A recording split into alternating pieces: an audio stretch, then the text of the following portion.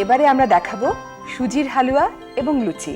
সুজির হালুয়া করতে আমাদের লাগবে সুজি 1 কাপ, চিনি 1 কাপ, তেল মেজারিং কাপের 3 ভাগের 1 ভাগ, আর লাগবে 2টা এলাচ, 2 টুকরা দারচিনি, 1 টেবিল চামচ ঘি। প্রথমে তুমি তেলটা দিয়ে কিন্তু চুলাটা জ্বালাবে।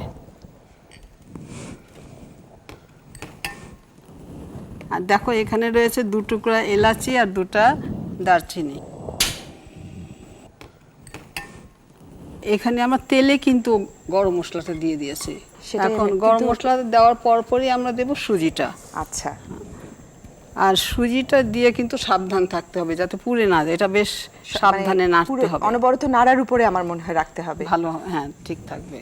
আর তার সাথে কি আরেকটা জিনিস দরকার বলো, চুলার আঁচ ঠিক রাখা। হ্যাঁ, কিরকম আছে করব, মাঝারি আঁচেই করব। মাঝামাঝি আঁচে করলে, মাঝামাঝি আঁচেই করব, কিন্তু আবার যখন নাকি ভাজা হয়ে আসবে তখন কিন্তু আঁচ কমিয়ে দিতে হবে, তাই না?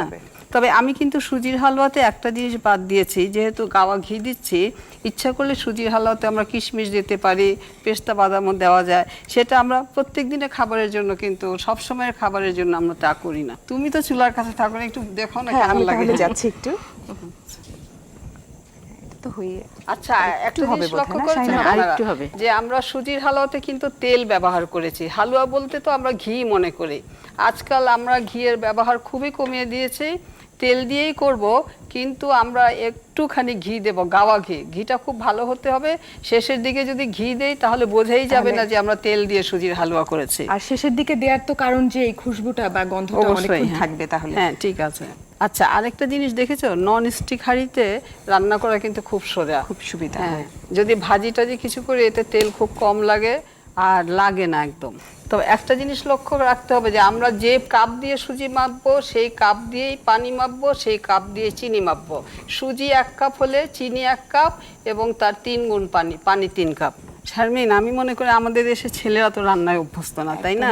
এখন এই সুজির হালুয়ার যে রেসিপি আমি দিলাম, ইচ্ছা করলে কিন্তু ছেলেরাও সহজে এই রান্নাটা করতে পারে। আপা, পানিটা কি আপনি আগেই মেপে রেখেছেন? পানি আগেই মেপে রেখেছি, কিন্তু মনে রাখবে পানিটা মেপে রাখতে হবে এবং সবগুলা পানি একসাথে দিতে হবে।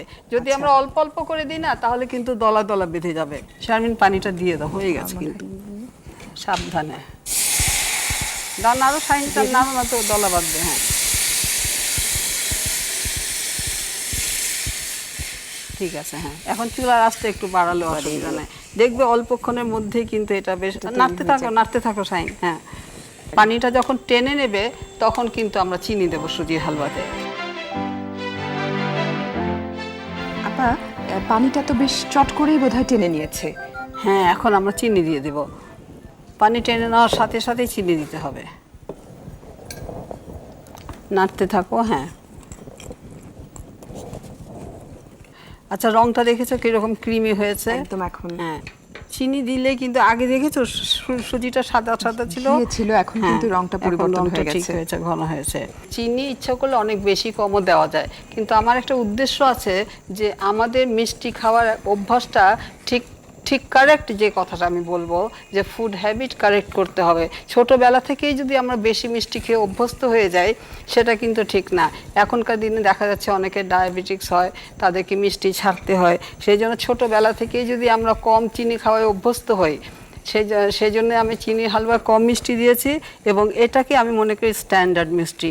এই মিষ্টিতেই সবার অভ্যস্ত হওয়া উচিত, হয়ে এসছে না? হ্যাঁ, আচ্ছা, এখন আমরা এই ঘিটা দিয়ে দাও, ঘিটা ছড়িয়ে দিতে পারি আমরা উপরে। হ্যাঁ, দিয়ে দাও।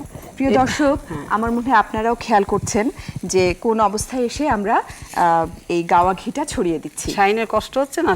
না না, আচ্ছা, ঠিক আছে, দাও, ব্যাস আর লাগবে না। হ্যাঁ, এইটুকুই যথেষ্ট। হ্যাঁ, এখন একটু কমিয়ে দিব চুলাটা, একটু এবার বোধহয় কমিয়ে দিলে ভালো হয়। আচ্ছা, এখন একটু আমাকে ছেড়ে দাও তোমরা একটু। হ্যাঁ, আমি দেখি জিনিসটা। তার মানে ঘিটা দেওয়ার পরে আর খুব বেশি নাড়ার প্রয়োজন নেই? ঘিটা দেওয়ার পরে না, নেড়ে একটু মিশাতে হয়তো, তাই মিশে গেছে প্রায়। এবার ঢেলে, আচ্ছা আরেকটা জিনিস তুমি ধরো, আমি বলি দুটো তোমাদেরকে, চামচের সাহায্য নিতে তোমাকে পারি একটা আপা? ভালো কথা শিখাচ্ছি। হ্যাঁ, সুজির হালুয়াতে কিন্তু পানির পরিমাণটা খুব কারেক্ট হতে হবে। সুজির হালুয়া যদি পানি কম হয় না, তাহলে কিন্তু সুজির হালুয়া জমে শক্ত হয়ে যাবে। আচ্ছা, ঘিও বেশ বেরিয়েছে, তাই না? বেরিয়েছে, ঘি বেরিয়েছে। আচ্ছা ঠিক আছে, এবার হয়ে গেছে আমাদের, দিয়ে দাও আর একটু তো। ব্যাস, এবার আমাদের হালুয়া হয়ে গেল। হালুয়া না অনেকে আগের দিনে আমি দেখেছি যে চামচ দিয়ে না একদম, এখন সমান কিন্তু করে আমরা দিতেন, সেটা আচ্ছা। পছন্দ করি না, আমরা একটু উঠানো উঠানো একটু ভাবটা পছন্দ করি, তাই না?